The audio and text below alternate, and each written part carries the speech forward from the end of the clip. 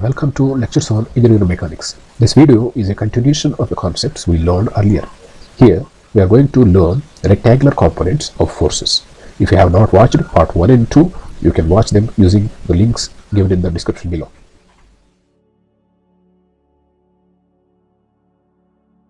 The given force can be resolved into two special components. What are those special components? These are called rectangular components.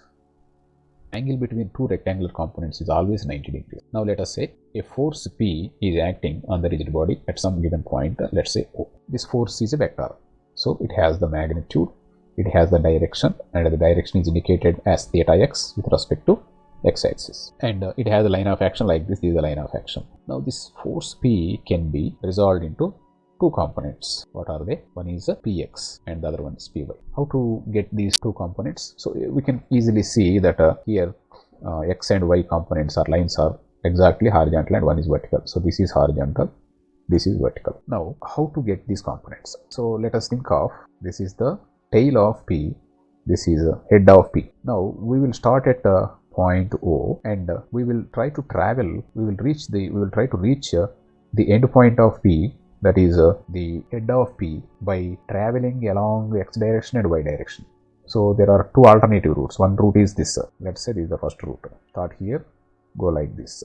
Along x direction we have to travel until up to this point. So from here if you take a exactly right turn, 90 degrees turn, then only you will reach this point, the tip of the vector P. For example, if you are moving up to this point, let us say, and now you realize that you have gone beyond the required point.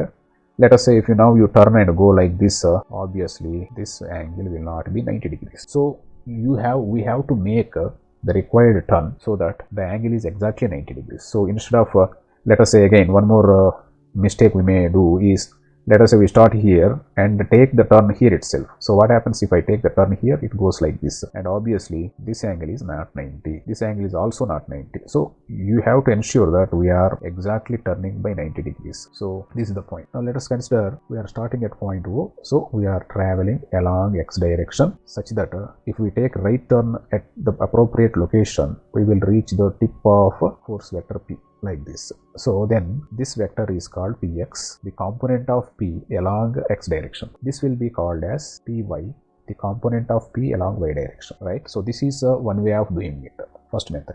There is another alternative. Start at point O, move in y direction first. So go like this, and we have to stop somewhere and take the right turn, so that it will be a perpendicular turn exactly, and we will reach the tip of the vector P. Same logic applies here also. For example, if you take turn somewhere here, this will not be 90 degrees. If you take a little, if you go beyond a little bit and then realize that you are gone beyond and take a turn, this will not be 90 degrees. So here this will be greater than 90, here this will be less than 90. So the exact point is here. You have to go like that. So then if you do it like that, so this traveling becomes Py, and then this will become Px. Now we can clearly observe if a given force P is there, so we can have many number of combinations of rectangular components. For example, same force P is represented here. The vector length P and this vector length P both are same. That means the same figure is copied here. Instead of moving like this and going up like this, so what we are doing now is we are so that means this angle, let us say it is some 60 degrees.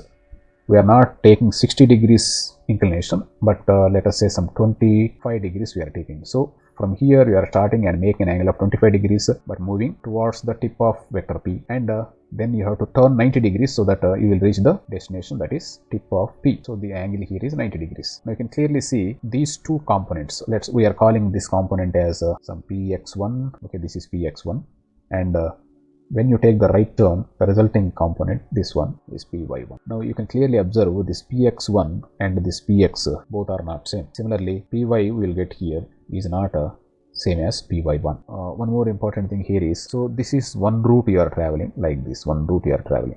This is an alternative route. Instead of traveling in x direction first, we can travel like this in y direction first, then followed by x direction by taking 90 degrees turn. So then it will become Py1, this will become Px. Then we can clearly see same force P is represented in two different ways. That is, we have used two sets of rectangular components, and we can also clearly see these two things, these two ways of representing P as rectangular components is not a only available option. So we can take any angle. For example, I can take Px something like this, let's say Px2, I can turn 90 degrees and then go like this, this will be 90 degrees. So this will be Py2. So like this we can have many number of options. So a given force can be split into rectangular components, and how many combinations will be possible? Infinite number of combinations will be possible.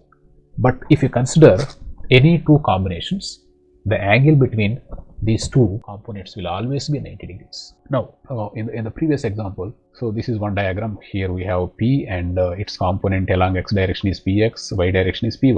This Py can be represented here, this Px can be represented here, because Py and Px are actually free vectors. So we can represent Py here or here, Px here or here.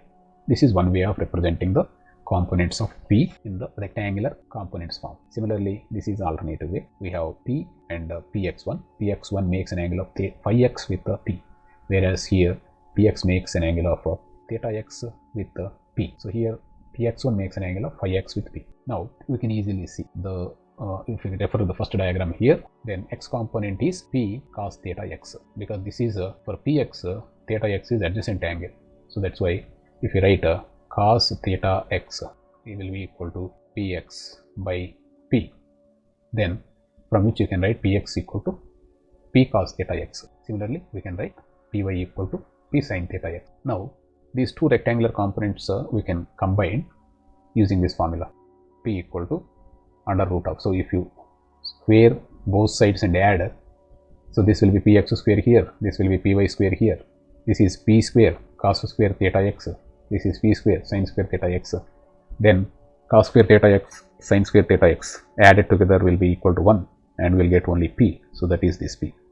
Then left hand side it will become Px square Py square under root of Px square plus Py square. Then so we can divide first equation, let us say this is second equation. So if you do 2 by 1, then P will be cancelled here, sin theta x divided by cos theta x, that will be tan theta x.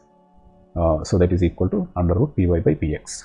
Similarly, for the second diagram, we can write very similar equations. Px1 is P cos theta cos phi x, sorry, and Px1 is P cos phi x, Py1 P sin phi x, and if you square both sides and add, we get P equal to under root of Px1 square plus Py1 square.